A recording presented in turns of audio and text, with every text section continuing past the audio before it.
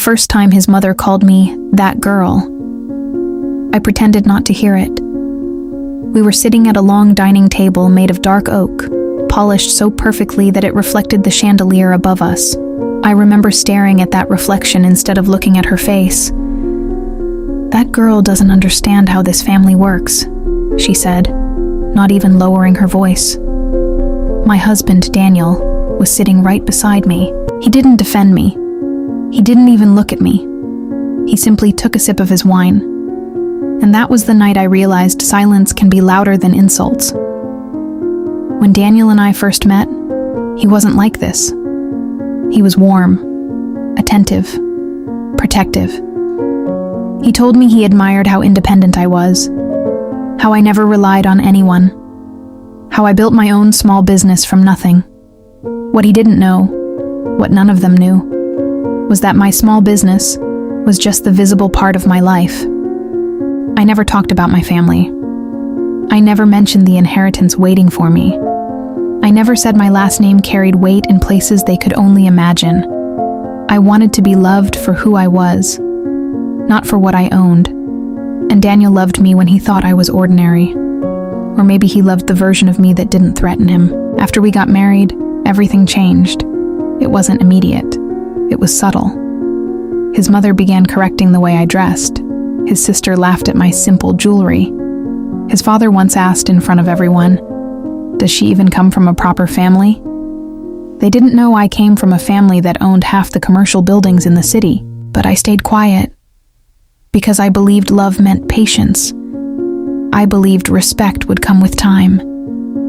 I believed Daniel would eventually speak up. He never did. The humiliation grew slowly, like water rising around your ankles before you realize you're drowning. At family gatherings, they would ask about my work in a tone that made it sound like a hobby. "Oh, she sells handmade things online," his sister once said to a group of guests. "It's cute, cute." I smiled. Daniel stood next to me, silent, always silent. The worst night came during their anniversary celebration. There were at least 50 guests, business partners, friends, extended relatives. His mother raised her glass. "I want to thank my son," she said proudly, "for choosing wisely in business, even if not entirely in marriage." Laughter soft. Polite.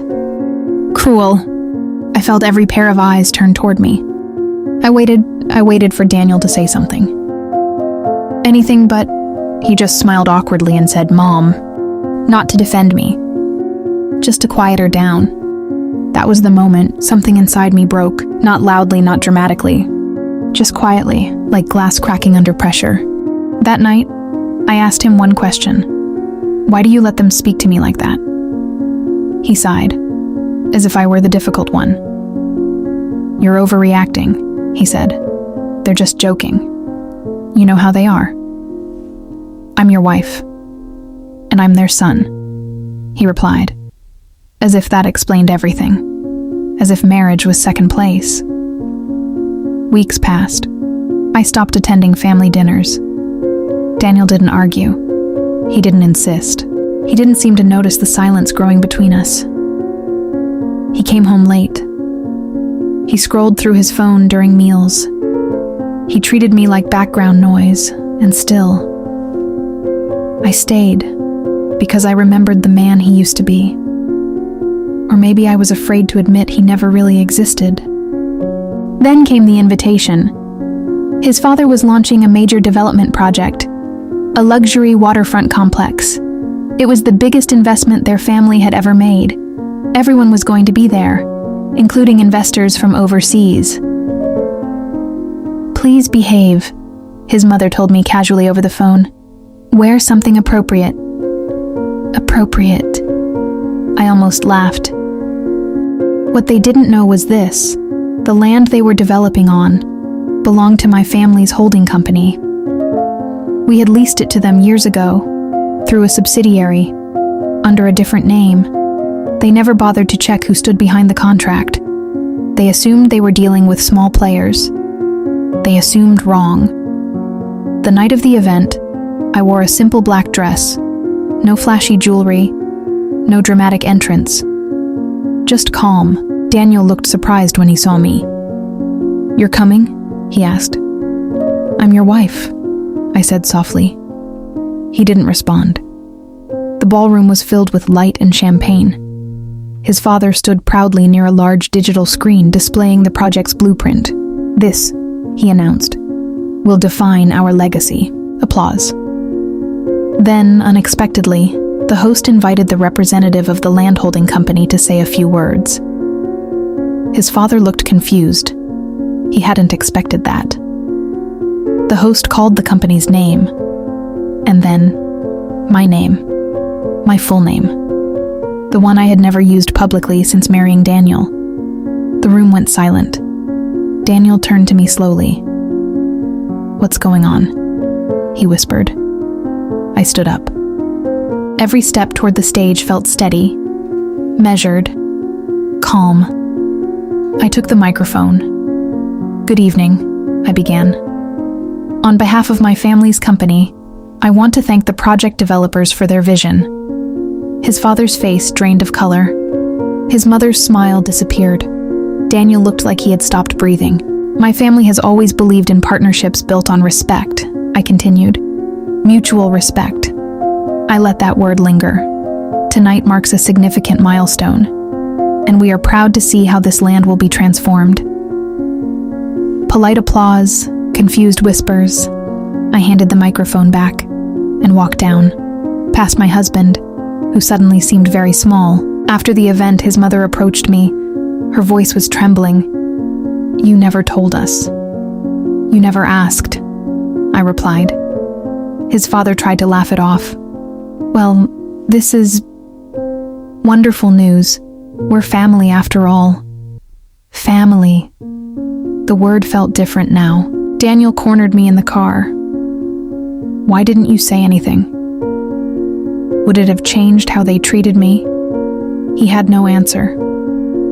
"I wanted to know if you would protect me," I said quietly, without needing to know what I own. Silence. The same silence he had given me for months, but this time, it belonged to him. In the weeks that followed, everything shifted. His mother suddenly complimented my outfits. His sister asked about investment advice. His father invited me to business meetings. Daniel tried to be affectionate again, but something fundamental had changed. Respect that comes after revelation isn't real respect. It's fear, or greed, or convenience. One evening, Daniel finally said it. "I'm sorry." 2 words. Too late. "I should have defended you." "Yes," I said calmly. "You should have." He reached for my hand. I didn't pull away, but I didn't hold him back either. "I love you," he said. I looked at him carefully. "I loved the man who would have stood up for me," I replied, and I waited for him. Love without protection isn't love. It's attachment. And attachment can survive humiliation, but dignity cannot. I didn't leave him immediately. I gave him time, not to change his behavior, but to understand what he had broken. Because once trust fractures, it never returns to its original shape. It can be repaired, but the cracks remain visible. Months later, I made my decision. Not out of anger, not out of revenge, but clarity. I filed for separation quietly. No drama, no scandal. When his mother called, crying, asking how I could destroy the family, I simply said, "I didn't destroy it. I just stopped pretending." Daniel came to see me one last time. He looked tired, older. "I never meant to hurt you," he said. "I know," I replied. "That's what makes it worse." Because intentional cruelty can be confronted, but indifference erodes love slowly, silently, completely. The day I signed the final papers, I felt lighter, not triumphant, not vindictive, just free. Free from proving myself, free from shrinking to fit into someone else's comfort, free from waiting for a man to choose me over silence. The ocean near my new home is quiet at sunset. Waves rise and fall without asking for permission. They don't shrink for anyone. They don't roar to prove their strength. They simply exist, certain, steady, unapologetic. And so do I. The ocean near my new home is quiet at sunset. Waves rise and fall without asking for permission. They don't shrink for anyone. They don't roar to prove their strength. They simply exist, certain, steady, unapologetic. And so do I.